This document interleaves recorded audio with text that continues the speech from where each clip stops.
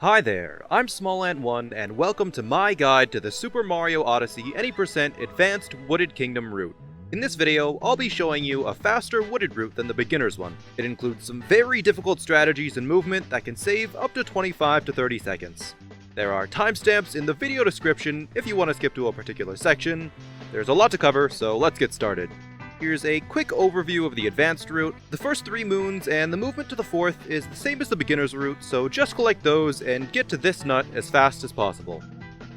Then you'll be using this moon to clip into the wall and do some tricky out of bounds movement to get to this next moon.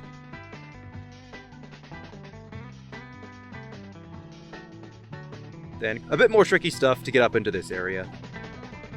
From here, Mario will roll to the big slope and jump quickly up it, onto the metal platform, then roll and jump to the nut behind the fence. Ground pound through it, collect the moon, then ground pound, roll, and dive to the next nut.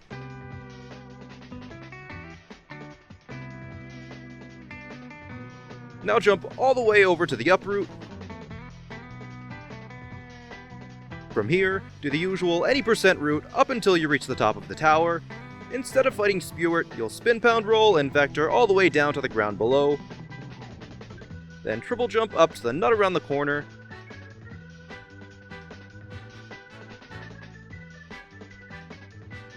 Bust that, collect the moon, and go into the flooded pipes.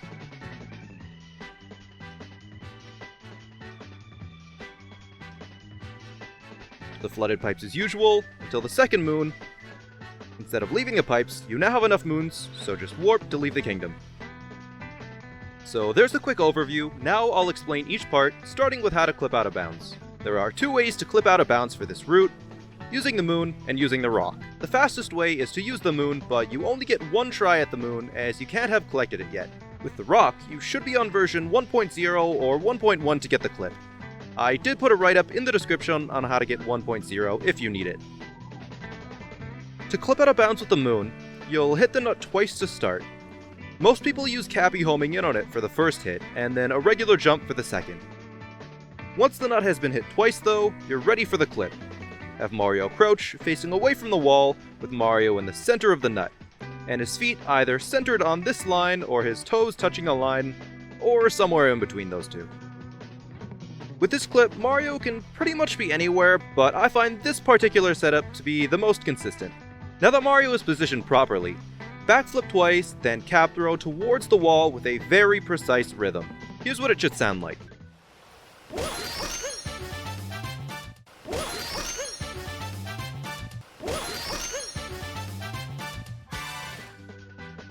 This rhythm is very important and you have to get it perfect for Mario to clip into the wall. Tishel has actually made a really helpful video to help with the rhythm. It sounds like this.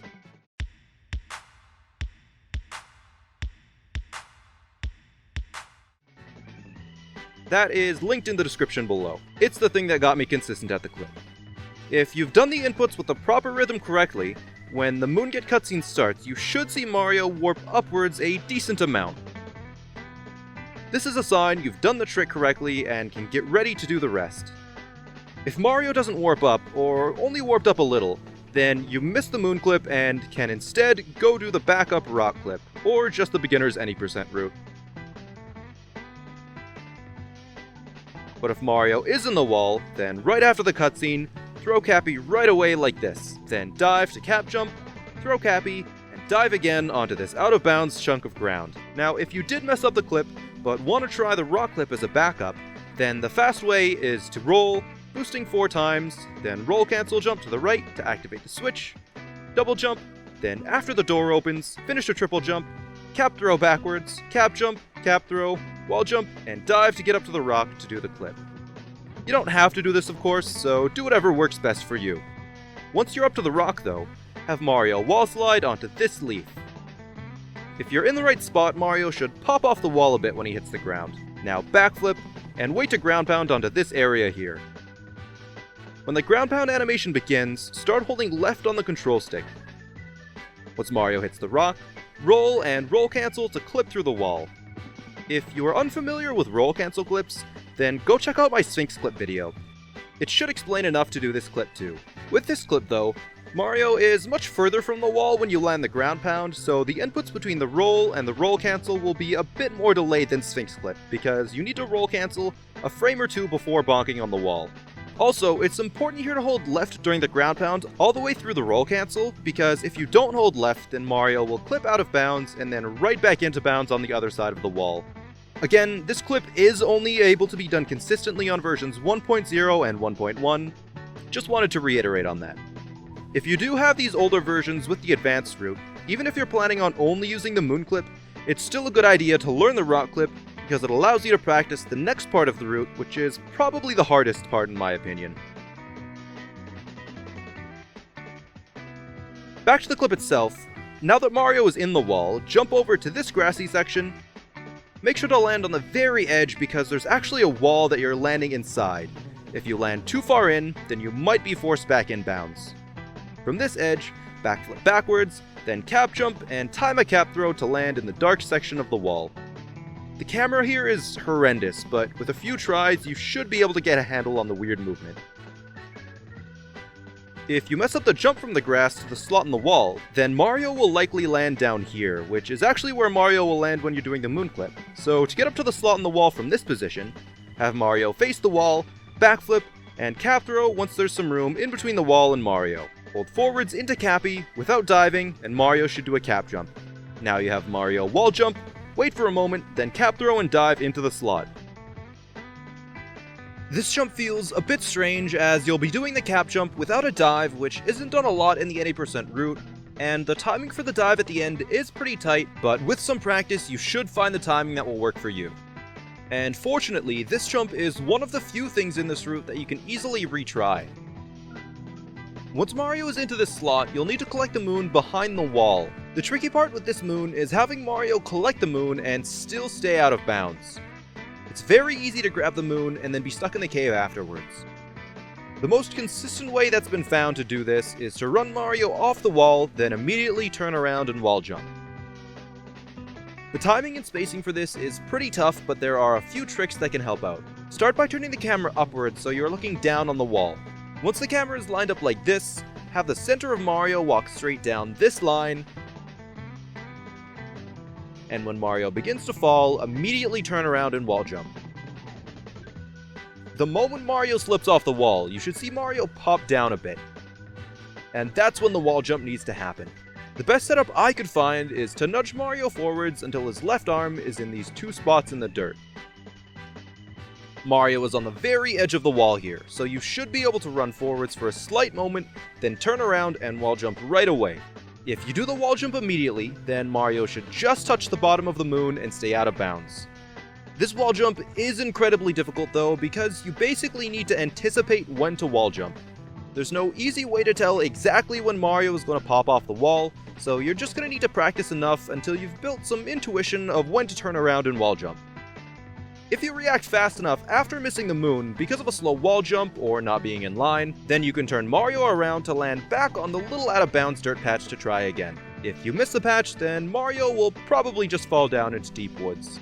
Once you become more comfortable with this weird wall jump, you can even try to start doing it without the visual cues if you want. After you successfully collect the moon in the wall, it's not over yet. Mario still needs to get up onto the area above the wall. To do this, let Mario fall just a moment after the moon cutscene, then cap throw, wait a moment, then dive to cap jump. Cap throw towards the wall jump, cap throw, and dive up. It's important to let Mario fall for only a short amount of time. If you don't wait to fall, then when you cap throw and dive, Mario will be brought back in bounds and will be trapped in the cave the moon was in. But if you wait too long, then Mario will be too low to get up above the wall. Again with this, there's no visual cue to knowing exactly when to throw Cappy. You're just gonna have to try it out until you can figure out the exact timing yourself. If you can get up above the wall, then the hardest parts of the route are basically over. From here, you'll have Mario roll over to this slope, then jump up it. Jumping up the slope requires you to do three things. The first is that Mario has to run onto the slope with enough speed. Mario should have his hands behind him like this. Next, the control stick has to be pointing directly up the slope. If you point the control stick too far to the left or right, then Mario will fall.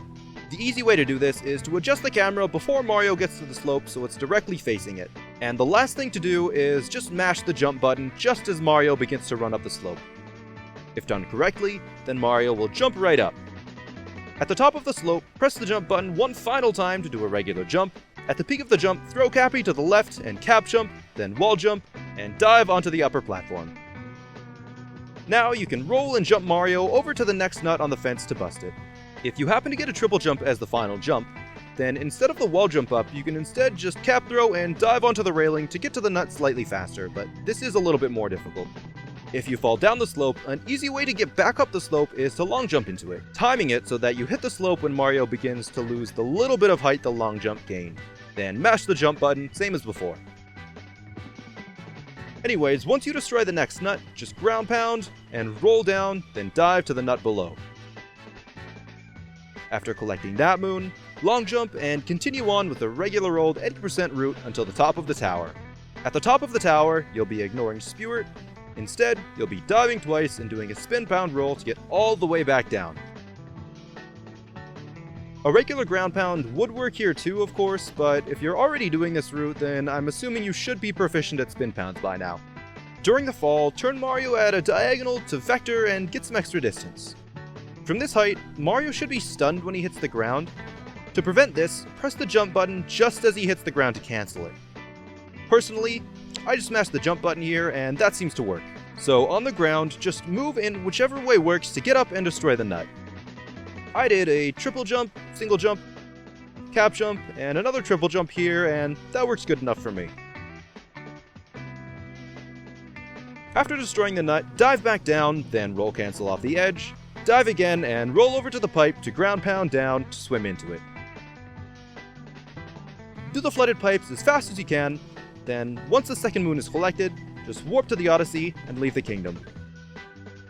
That's the end of the guide for the Advanced Wooded Kingdom route. If I forgot any details, or if you have any helpful tips, feel free to leave them in the comments below. They are much appreciated. Thank you for watching, be sure to like and subscribe. I'm SmallAnt1, and I'll see you next time.